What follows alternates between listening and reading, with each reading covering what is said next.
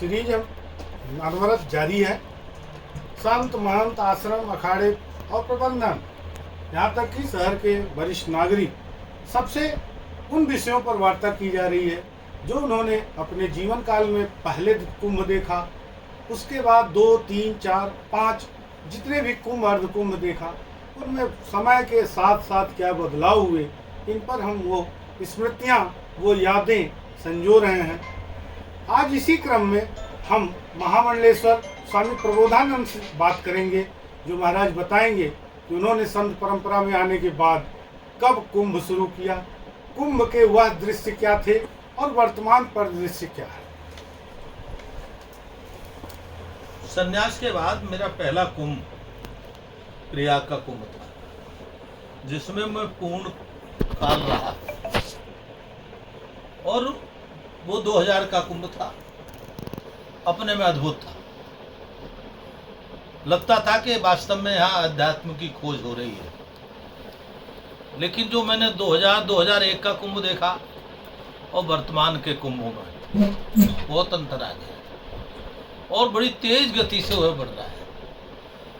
भारत का ये जो कुंभ और अमृत मंथन का उद्देश्य था, इस कुंभ के द्वारा ज्ञान की चर्चा, ज्ञान के अनुष्ठान, यह सब कुंभ की विशेषता थी। अध्यात्म की उच्चतर ऊंचाइयों को छूने का अवसर, क्योंकि ये जो मुहूर्त काल आता है अध्यात्म की ऊंचाइयों को जाने के लिए अनुकूल काल होता है। तो मैंने 2001 का प्रयागराज का कुंभ देखा। वास्तव में देखने में मिलता था चारों तरफ महात्मा अपनी ध्यान साधना में रहते थे। लेकिन वर्तमान में सरकारों के प्रयास से कहें या आधुनिकता के प्रभाव के कारण से कहें, कुंभ को एक जनरल मेले की तरह ट्रीट किया जा रहा है, जबकि कुंभ अध्यात्म का मेला होता है। लेकिन अब कुंभ की ऐसी होड़ बढ़ गई है कि इससे अधिक धनोपार्जन कैसे किया जा सकता है, इसको धन का केंद्र कैसे बनाया जा सकता है, और इस पर जोर दिया जा रहा है। इसीलिए उसमें बहुत ज़्यादा चकाचौंध की चिंता हो रही है। इसकी नई चिंता देखने को मिलती कि अधिक से अधिक संत आवे, उनके संतों की साधना के लिए कुटिया बने, साधना करें संत। तो ये जो ऊर्जा होगी कुंभ की, ये भारत की शक्ति सामर्थ्य देती है और इसी से पूरे विश्व का नेतृत्व करने की भारत की क्षमता प्राप्त होती है। लेकिन इसकी उपेक्षा हो रही है। लेकिन व्यापार और प्रचार इस पर बहुत जोर दे रहा है। तो ये मैं तो दुखद मानता हूँ, इसे अच्छा नहीं मानता हूँ। इसके कारण से पहले की अपेक्षाकृत कुंभों में दुर्घटनाएं हो रही। आपने देखा अभी जो 24-25 का कुंभ गया है प्रयाग में, मैं समझता हूं जहां वो भीड़ की दृष्टि से अपने कीर्तमान स्थापित करने वाला कुंभ दुर्घटनाओं का भी कुंभ रहा। एक नहीं अनेकों दुर्घटनाएं हुई, क्योंकि आप प्रकृति के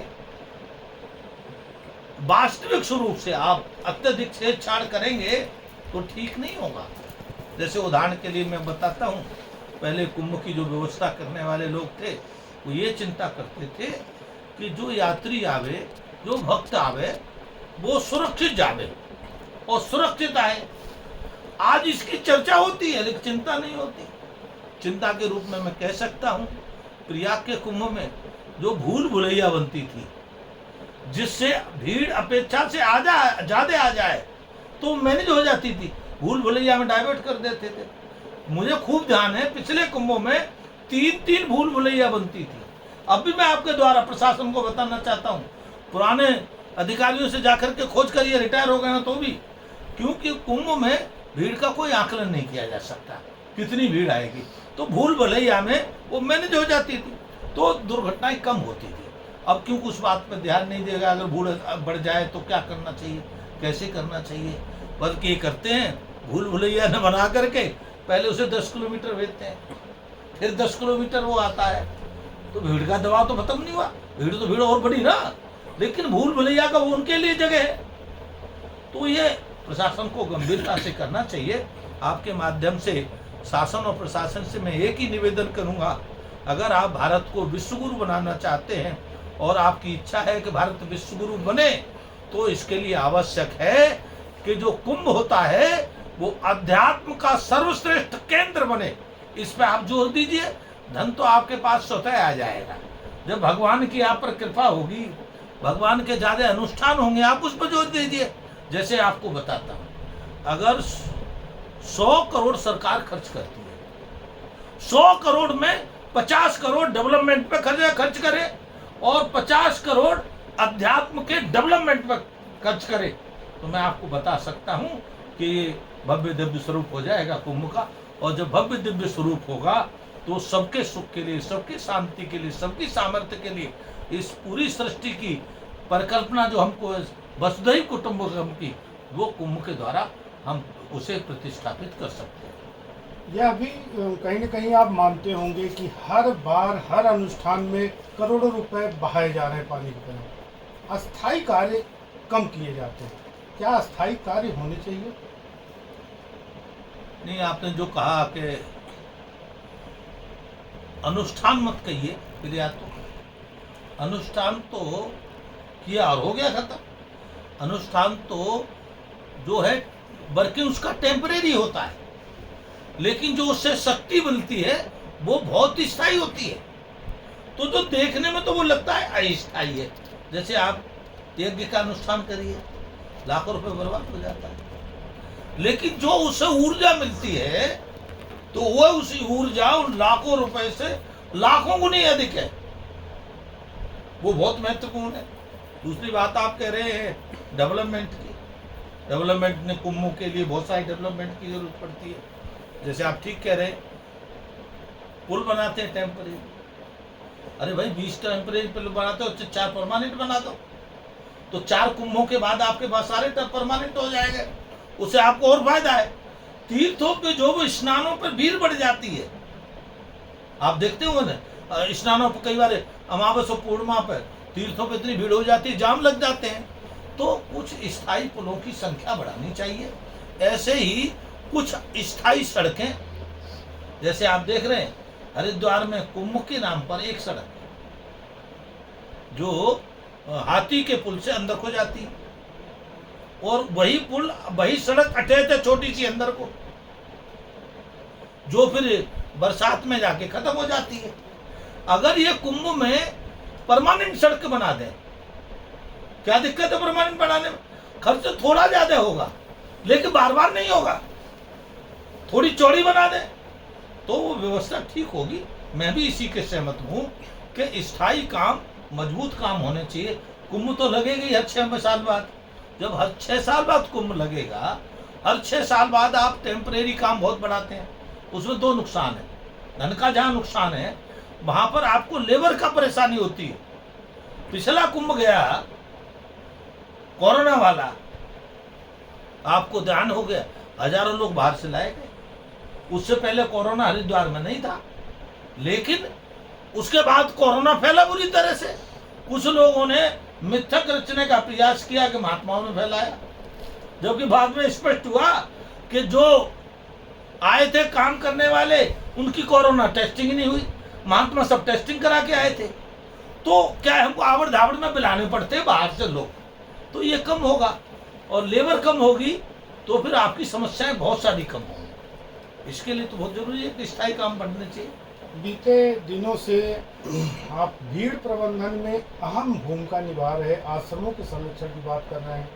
इस बार कुंभ से पहले ऐसे क्या प्रयास होंगे कि आश्रम संरक्षित भी हों और श्रद्धालुओं को आश्रय भी मिले? आप बात ठीक कह रहे हैं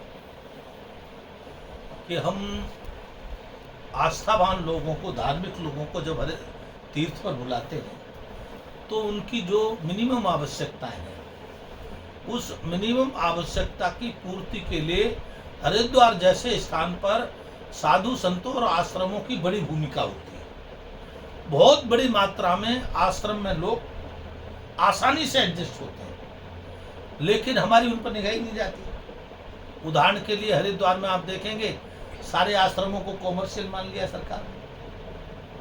आप वहाँ पर बिजली कॉमर्शियल, टैक्स कॉमर्शियल सारे, आप उनको कोई सुविधा भी नहीं देते, राशन भी नहीं देते कम रेट पर।